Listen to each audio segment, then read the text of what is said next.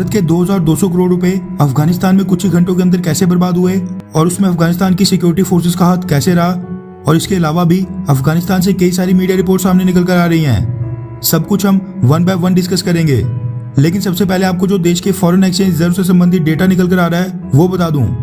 RBI द्वारा release data के मुताबिक 6 अगस्त को खत्म हुए हफ्ते में भारत के फॉरेक्स रिजर्व्स $889 मिलियन बढ़े हैं, जिसकी बदौलत total foreign exchange reserves $620 billion से बढ़कर $621 बिलियन तक पहुंच गए हैं, जो कि लाइफ टाइम हाई आंकड़ा है। पिछले हफ्ते बहुत ही बड़ा करीब $9 बिलियन का उछाल देखने को मिला था, जो कि इस हफ्ते के मुकाबले काफी बड़ा जंप था। लेकिन खुशी की बात यह है कि हमारे फॉरेक्स रिजर्व्स इस हफ्ते बढ़े हैं, घटे नहीं, जिसके बाद ये $621 बिलियन तक पहुंच गए हैं। अफगानिस्तान से जो अपडेट्स निकल कर आ रही हैं उनके बारे में हम बात करें तो सबसे पहली अपडेट कनाडा के हवाले से निकल कर आ रही है। दरअसल कनेडियन पीएम जस्टिन ट्रूडो ने ऐलान किया है कि अफगानिस्तान की बिगड़ती सिचुएशन को देखते हुए कनाडा करीब 20,000 अफगानिस्तान नेशनल्स को वहां से निकालकर कनाडा में रीसेटल करेगा। ये सारे वही लोग होने वाले हैं जो तालिबानियों का प्रोबेबल टारगेट होंगे, यानी जिनको तालिबानियों से सबसे ज्यादा खतरा होगा। इन सभी को अगले कुछ ही दिनों में वीजा इशू करके अफगानिस्तान से एयरलिफ्ट कर लिया जाएगा।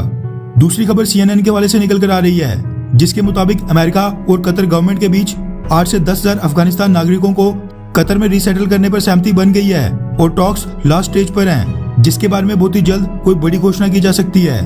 यानी अमेरिका करीब 8 से 10,000 अफगानिस्तान नेशनल्स जिन्होंने पिछले 20 सालों से यूएस फोर्सेस की मदद की, वैसे सभी लोगों को अमेरिका अपने देश नहीं बल्कि एक थर्ड कंट्री में रीसेटल करवाना चाहता है। इसके लिए जो बाइडेन कई बिलियन डॉलर्स खर्चने के लिए भी तैयार हैं। वैसे अमेरिका की ये पॉलिसी ठीक है, हाँ या फिर नहीं, आप नीचे कमेंट करके बता सकते हैं। तीसरी मेजर अपडेट अफगानिस्तान से ये निकल कर आ रही है कि अमेरिका ने अफगानिस्तान में स्थित अपनी एम्बेसी में सेंसिटिव डेटा एंड इन्फॉर्मेशन को नष्ट करने का प्रोसेस शुरू कर दिया है, जिसके अंतर्गत कई सारे डॉक्यूमेंट्स जलाए जा रहे हैं। सेलफोन्स और कंप्यूटर समेत कई सारे इक्विपमेंट्स को पूरी तरह नष्ट किया जा रहा है और जो भी चीजें तालिबानियों के हाथ लग सकती हैं उनको बर्बाद किया जा रहा है। इसके साथ मैक्सिमम स्टाफ को वहां से निकालकर कुछ ही एम्प्लॉइज को वहां रखा जाएगा और यूएस अपनी एम्बेसी की लोकेशन भी चेंज करने के बारे में सोच रहा है, जो कि मैंने आपको पिछले कल एक वीडियो में भी बताया था। मोस्ट प्रोबेबली राजधानी काबुल का हामिद करजाई इंटरनेशनल एयरपोर्ट होने वाला है, जो वहां पर आज की डेट में सबसे सिक्योर लोकेशन मानी जा रही है। पिछले कल मैंने आपको बताया था कि कई सारे वेस्टर्न देशों ने अफगानिस्तान में अपनी एम्बेसी बंद करने की तैयारी कर दी है, जबकि भारत ने ऐसा करने से बिल्कुल मना कर दिया था। अब खबर ये निकल कर आ रही है कि डेनमार्क और नॉर्वे अफगानिस्तान में अपनी एम्बेसी को बिल्कुल बंद कर रहे हैं। वैसे ये मेरा पर्सनल ओपिनियन है और मेरे को ऐसा लगता है कि अगले कुछ दिनों तक जब तक सभी देश अफगानिस्तान से अपने नेशनल्स यानी अपने नागरिकों को निकाल नहीं देते, तब तक वो वहाँ पर अपनी एम्बेसी में थोड़ा बहुत स्टाफ जरूर रखेंगे और जैसे उनके अपने नागरिक सिक्योरली अफगानिस्तान से निकल जाएंगे, वो सब देश फिर अफगानिस्तान में स्थित अपनी एम्बेसीज भी बंद कर देंगे।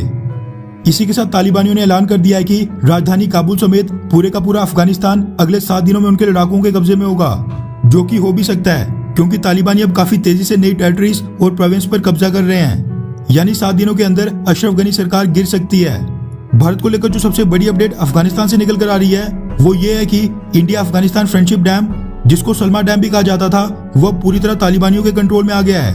दरअसल तालिबानियों ने पिछले 3 हफ्ते से सिक्योरिटी फोर्सेस के साथ लड़कर हेरात पर भी कब्जा कर लिया है, जहाँ पर यह डैम स्थित था। भारत ने इस डैम को बनाने में $300 मिलियन खर्चे थे, जो कि भारतीय करेंसी में करीब 2200 करोड़ रुपए के आसपास होते हैं। अनकन्फर्म्ड रिपोर्ट्स के मुताबिक तालिबानियों ने ये डैम बड़ी आसानी से 4 से 5 घंटों के अंदर ही कैप्चर कर लिया था। यानी हेरात सिटी के डिफेंसेस गिरने के बाद अफगानिस्तान सिक्योरिटी फोर्सेस ने सलमा डैम को भी बेहद आसानी से तालिबानियों के हाथ कर दिया था। हालांकि इस दौरान अफगानिस्तान सिक्योरिटी फोर्सेस की कोई कैजुअलिटी हुई या नहीं, इस बारे में कोई भी खबर सामने निकल कर नहीं आ रही है।